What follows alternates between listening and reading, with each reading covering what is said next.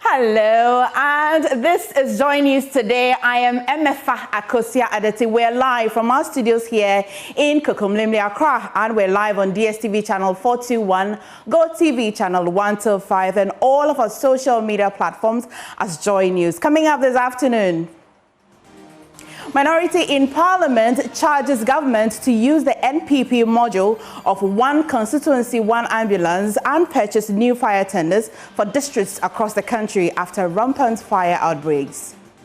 The same way, we have to take action and consciously get budgetary allocation for the fire service.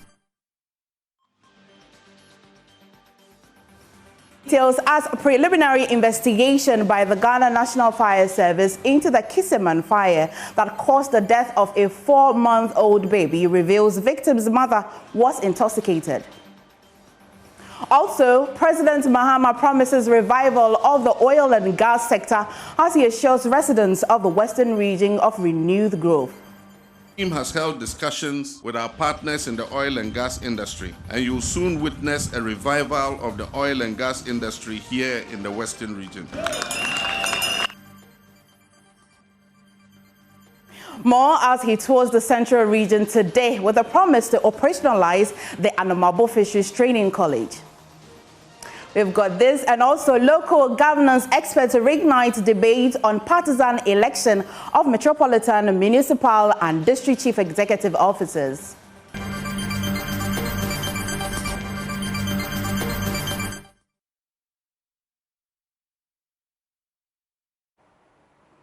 And thank you for always choosing us. We are your home of independent, fearless and credible journalism. Now, first story this afternoon. The minority in Parliament is asking government to adopt the opposition New Patriotic Party's special initiative of purchasing ambulances for all constituencies across the country and do same for the fire service. Now, the service has complained about faulty fire tenders with so many parts of the country without any working fire tenders, hampering its efforts to deal with recent fire outbreaks. We'll hear from the MPs shortly. Let's recap some fire incidents recorded this week. In Ofarikrum, fire destroyed a 13-bedroom house. The residents say, but for the swift intervention of the KNUST fire station, the inferno will have engulfed nearby houses.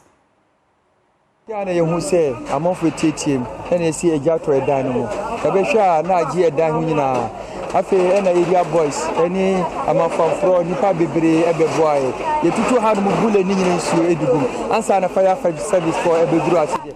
We had a lot of people helping before the fire service arrived. The fire really brought down all the structures. It nearly extended to the next house. For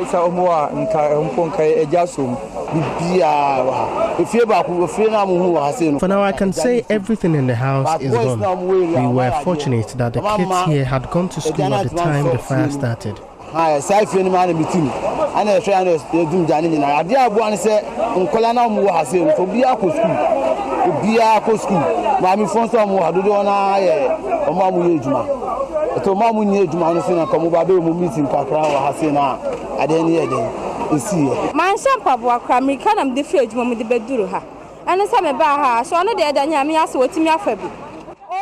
They couldn't pick anything from their rooms. It's painful for a family to lose their fortune in a single day. How are they going to survive? Although many sika wa dem ho ebi anya ono ko obi sika wa dem ebi anado mu bedi kra ye dem mo ene me nso ne mu ayeden na we ato mo de fa he. Well, sadly, here in Accra, a preliminary investigation by the Ghana National Fire Service into the death of a 4-month-old baby after fire razed their makeshift structure at Kiseman was shown that the victim's mother was intoxicated. Alex Kinate is a member of the Public Relations Officer of the Ghana National Fire Service. The information that we've gathered, which we are yet to substantiate after the investigations, it points to the fact that the mother of the burnt child was quite negligent. She had left her gas cylinder on and had unknowingly, probably due to the fact that she was under the influence of alcohol, put on the candle and then put on the coil these are things that when they come into contact with the gas can easily start a fire and an explosion. So that is what indications are pointing to have been the cause of the fire. But then we can't say for sure if that is the cause now until we finish investigation. There's no intelligence system that alerts the Ghana National Fire Service of a fire until you call on us. So it depends on the time they called on us. And then also the fact that we've bemoaned the lack of fire stations in communities. Look at the whole big community like Kiseman, Christian Village, Dome Kwabinya. There's no single fire station there. And so when the fire happened, we had to call on a fire tender from University of Ghana and then Abiling to go there to fight the fire. So we did, after we received the call, within 10 minutes we got there. But I think once we have a fire station within the community, in the future our response time will be much shorter.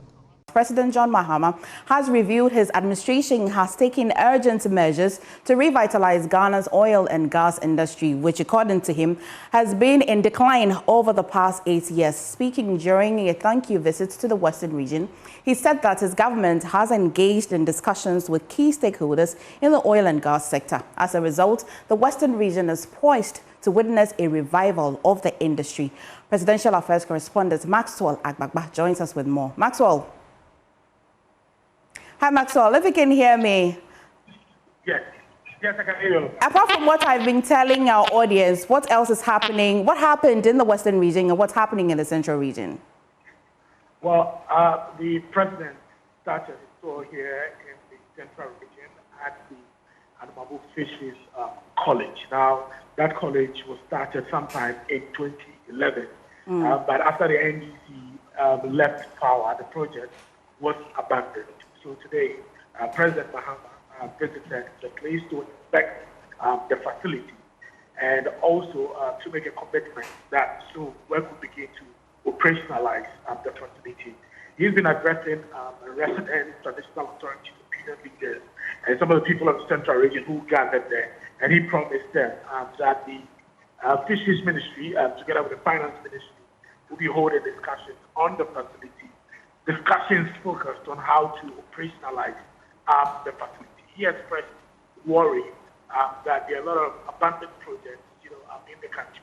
And he said that it is worried, especially because the taxpayers' money are used to fund some of these projects, and it's important that they are completed irrespective of which government is in power.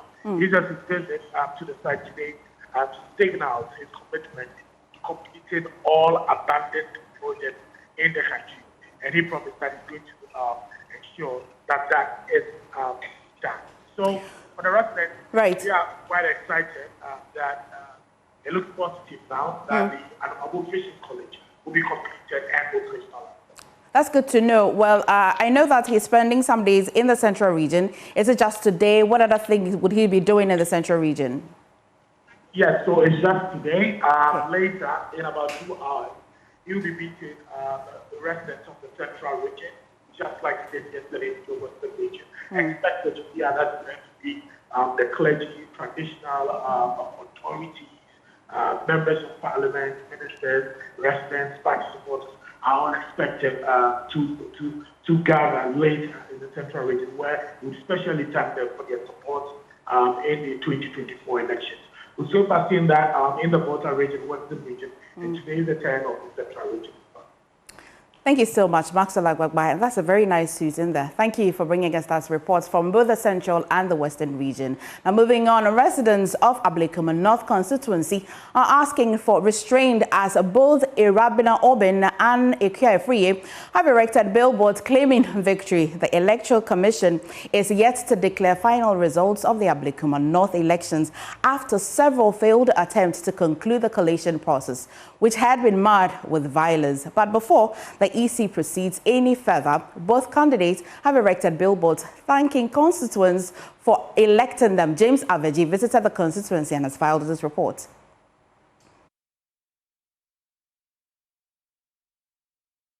This is Kwashiman traffic light at the heart of Ablekuma North constituency. Now, 2 months ago, a constituent went to the polls just as anyone across all other constituencies in the country to elect both presidential and parliamentary candidates.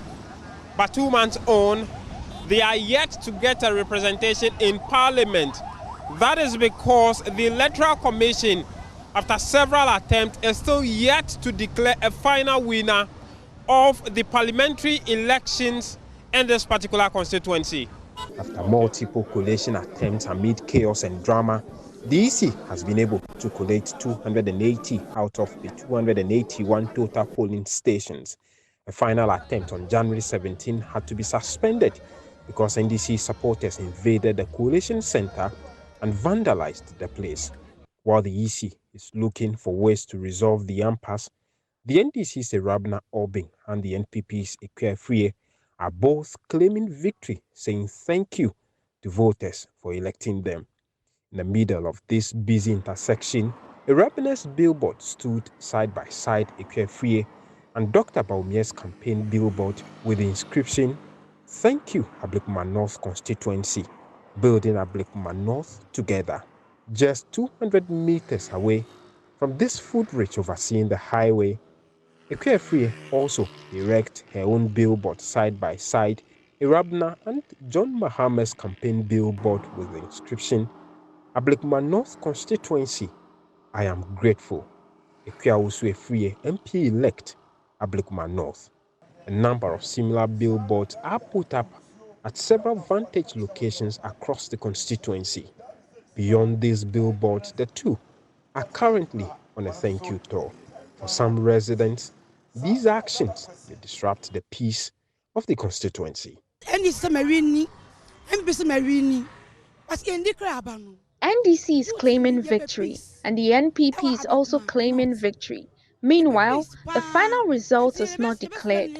We, the youth, want peace, so we appeal to them to exercise restraint. They are all saying thank you to voters when there is no declaration. We want them to wait for the EC so that there will be peace.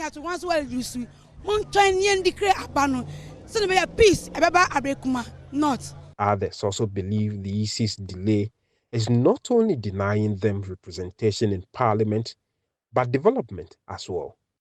The Electoral Commission has to work on this to declare the winner for the voters to know who their leader is. Because when it comes to development, it's the leader who will lobby for development from the government and bring it to the constituency. So now, as Ablikuma North, they are orphans. They don't know where to go or who to talk to. It's not a good thing at all for Ablikuma North. It is still unclear how long the constituents of Ablikuma North would have to wait to get representation in the House of Legislature. From Ablikuma North constituency here in Accra, I am James Savage for Joy News. Of course, quite an interesting time in the Ablikuma North constituency. We'll still be keeping an eye on that and also with the Electoral Commission and bringing updates from that story. Now, moving away from that, a local governance expert is pushing for the election of metropolitan, municipal and district chief executive officers along political party lines. Andy Bediako says this will eliminate any bottlenecks in the selection of MMDCs. Now, before we hear from Mr. Bediako, let's take you to the Ashanti region, where shortlisted candidates for the Chief Executive Officer of the Kumasi Metropolitan Assembly are expected to go through vetting for the position. 3 persons, a former MC for Obuasi, Richard Ofori Ajaman, former DCE for Echuma, also Echuma Wabieja South, Nana Asari Bediako, and Martin Asamoah Etuahene have been shortlisted for the vetting. Even before the vetting, some NDC supporters in the Echuma Wabieja district are rooting for Nana Asari Bediako. Richard Ayamba speaks for the group. As a proud constituent of Echuma Wabieja South Municipal, we have had the privilege of witnessing Nana Asari Bediako's selfless dedication, unwavering commitment and transformative leadership. Nana Asari Bediako is a dedicated member and financier of the National Democratic Congress Party. He was the Ashanti Regional Director for Interparty and Civil Society Organization and also the Echuma Ahafu Security Zonal Coordinator. He worked tirelessly for 8 years when the party was in opposition, sponsoring a lot of party activities. Through his hard work, he won the for Ano South East constituency seat for NDC for the first time. Notably, he also donated a pickup truck to support the operations of the Achuma-Obieja South constituency in the just ended elections. His loyalty, perseverance, and passion have made significant contributions to the party's growth and development. Yeah. He has since been a member of the party and then worked continuously for the party throughout all the 8 years in opposition, and then he has helped the party to come into power. We can now hear from local governance expert Andy Bediaku, who believes partisan election of MMDCs will give the ordinary Ghanaian a say in who leads them. He spoke earlier on News Desk. If the president continue to appoint MNDCs, what happens is that the MNDCs are not accountable to the people, but rather to the president. Because the president can appoint you to pay the law.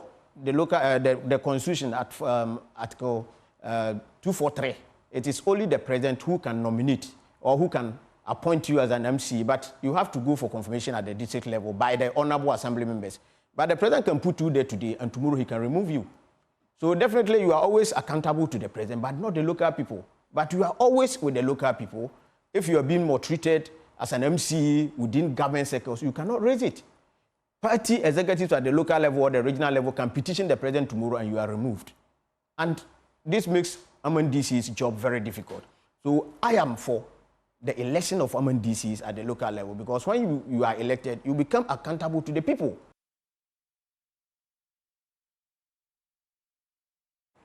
Meanwhile, campaign for Council of State Representatives for the Ashanti region is heating up as aspirants begin campaign tours of all 43 local assemblies of the region. 2 women are among the 12 candidates gunning for a seat at the Council of State through the Electoral College of 2 representatives from each assembly is yet to be formed. Aspirants have hit the road running in a bid to secure votes. Danaya Ojima, who's out spotlight on some of the candidates, was filed for this report.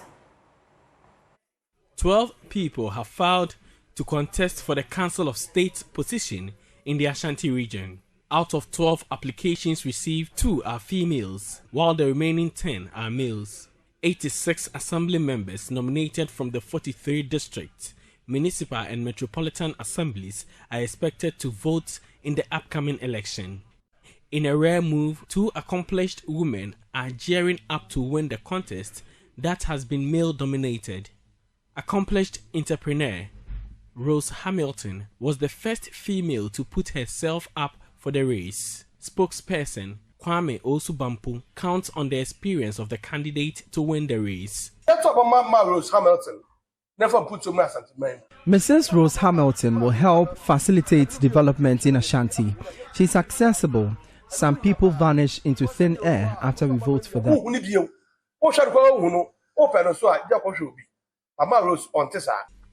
Queen Mother of Insuta Falde, Nana Adjoa Foriwa steps into the race as an experienced traditional ruler, hoping to make a change in national policies. My vision is to help bring development to Ashanti. It's time to give women the chance to serve at the Council of State. Mahama. The campaign team of the chief of Agric in Zama, Nana Nkansa Boadu, continues to impress upon the Electoral College to put him ahead of others. Bafo Kantenkrechi speaks for him. It is the development of the country we all seek for. He has Ghana at heart.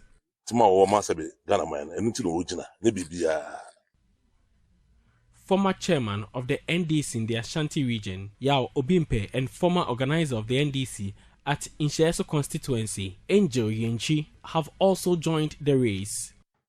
If Ashanti has voted for John Mahama, then the region should be honored. I'm the best person to help him do that.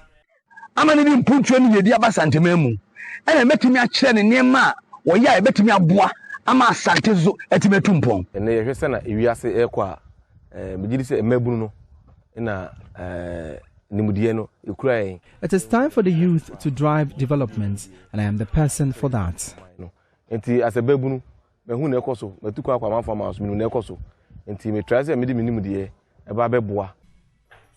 The other aspirants include Nana Yao Ekweoko, Alexander Inti, Nana Jedukumanim the fourth, and Nana Kwesi Ampofo the second.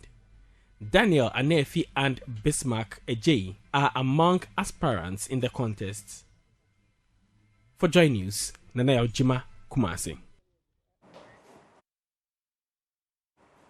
You're watching Joy News today. I am Emefa Kosiadete. We go for a quick break. When we come back, business, please stay.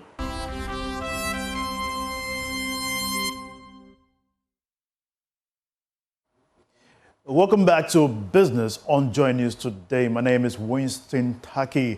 Now coming up, the president of the Ghana Union of Traders Association, Dr. Joseph Obin, says a decision by U.S. President Donald Trump to enforce a global freeze on foreign aid is a wake-up call for the country to work towards self-sufficiency. The move by the U.S. is expected to have a significant impact on Ghana in areas including education, health, economic growth, agriculture, and governance. Here's Dr. Obin speaking to Joy Business. It's for a nation to think outside the box. We are a sovereign nation, and our destiny shouldn't be tied to a particular country, whether it's a superpower or not. It's neither here nor there. We have to adopt homegrown solutions. That's why I support the import substitution drive of the government, where they want us to be self-sufficient and all that. That's the key. That's what we have to be thinking as a nation by now, so that we will not be afraid of molestation or sanctions that will come from any other country. Ghana, with given the resources and all that, can do well as most developed countries are doing. It's only that we have to position ourselves, find where we have comparative advantage, and then make conscious effort that we are developing those areas for our self-sufficiency and also for export and to make us rich. In other developments, Anointed Engineering Services Limited has introduced the Zero Nano 3 electric vehicle, marking a significant milestone in Ghana's automobile industry as the first of its kind in the market. CEO of Anointed Engineering Services, Samuel Boatin, highlighted this exceptional comfort and efficiency of the electric car, emphasizing its importance as a practical and cost-effective solution for Ghanaian motorists. Known for its expertise in generator sales, Anointed Engineering is now setting the pace in electric mobility, ensuring the transition to EV is both affordable and convenient. The Zero Nano 3 stands out for its user-friendly design and ease of charging. Unlike many electric vehicles that require dedicated charging stations, this model can be powered using a standard home socket 13-arm plug top. Beyond its practicality, the Zero Nano 3 is a step towards a cleaner, greener and sustainable Ghana, as it produces zero emissions, contributing to the fight against climate change and reducing air pollution-related illnesses. CEO of Anointed Engineering Services, Samuel Boatin, spoke at the grand unveiling of the company's modern showroom in Kumasi. Today we present to you our latest, the modern EV vehicle in town. I mean, you know Anointed as our generator expert, but today we are bringing you something new. What we are bringing you is a solution for Ghana problems. Our latest serial EV vehicles. And this is the best for Ghana. Currently we have two big showroom we are marketing these vehicles. Accra showroom, Adabraka, and Kumasi. This vehicle is going to be everywhere in Ghana. Wherever you see Anointed, you see zero EV. Mr. Boateng emphasized the home charging feature eliminates fuel dependency and a free silent generator ensures uninterrupted charging. He said the vehicle promotes clean energy adoption, making it a key player in Ghana's shift toward eco-friendly transportation. With rising fuel prices and increasing environmental concerns, the Cerio Nano 3 is the perfect alternative for Ghanaian drivers. Ghana is full of fossil fuel. Our vehicles are running on fuel. This is free of emission. You don't need charging stations for these vehicles. These vehicles, you can charge it from your home, your normal socket. If you buy this vehicle, we are giving you a generator, okay? So as a package, if you get home and there is no electricity, Anointed is there to solve this problem for you. It comes with the full spare parts, it comes with the warranties, it comes with all the protections that we have in the normal vehicles, the airbags, everything. I mean, there's no problems. We have qualified, dedicated engineering team who are here to support these vehicles. So you don't need to worry about anything. This car is fully charged. You can go 200 kilometers. Right now, we are running a promotion that we are giving you a digital genset. We also have the banks ready to give you, those who don't have the real cash to pay. The banks are here to give you auto loans to pay for this and cool. Don't need to worry about it. The battery that drives this car is guaranteed for 8 years. The car, all electric cars, the main driving force is the battery. Reporting for Joy News, Josephine Sego. That's all for business here on Joy News today. My name is Winston Taki. Coming up next is sports after this break.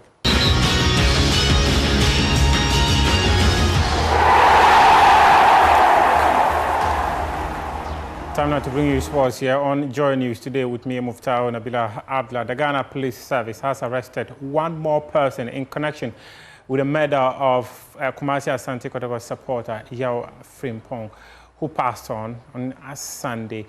The IGP says that they will stop at nothing in arresting all the people involved in the murder. We will stop at nothing in getting the people involved arrested to face justice. We urge the public and the entirety of the football fraternity in particular to support us in this endeavor, and people to see the situation as a crime which is being investigated and nothing else, so that the families and the club and the football fraternity and the country will have closure when it comes to this matter. For us also using this proactively to learn the relevant lessons and come out with a blueprint better than what we have currently in place, to ensure that football continues to be a game that needs to be enjoyed and not a game that people end up losing their lives. Because why should you be going to a place that you expect to enjoy yourself and then ending up losing your life? This must not happen again. And we, the people here in this room, have that responsibility to ensure that it doesn't happen. Let us rise up to that responsibility in service of the good people of this country and in service of humanity. Meanwhile, the fans of Nsuatreman FC, they have decided to call on the gods of the community to expose the culprit who's stabbed Yao Frimpong to death.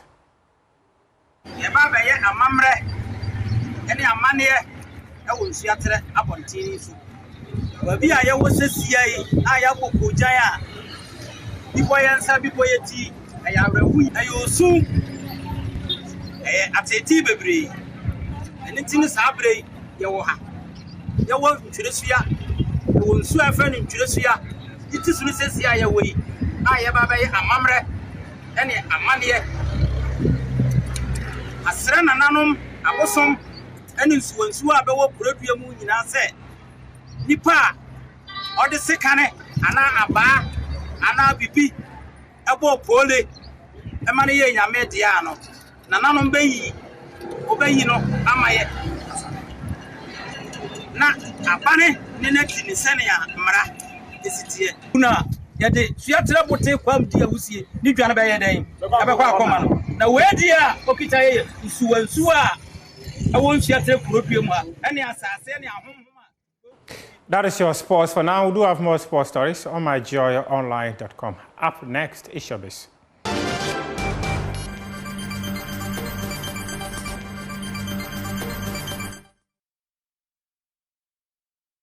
Welcome back to Joy News today. Now, before I bring you Showbiz, Tech Thursday first.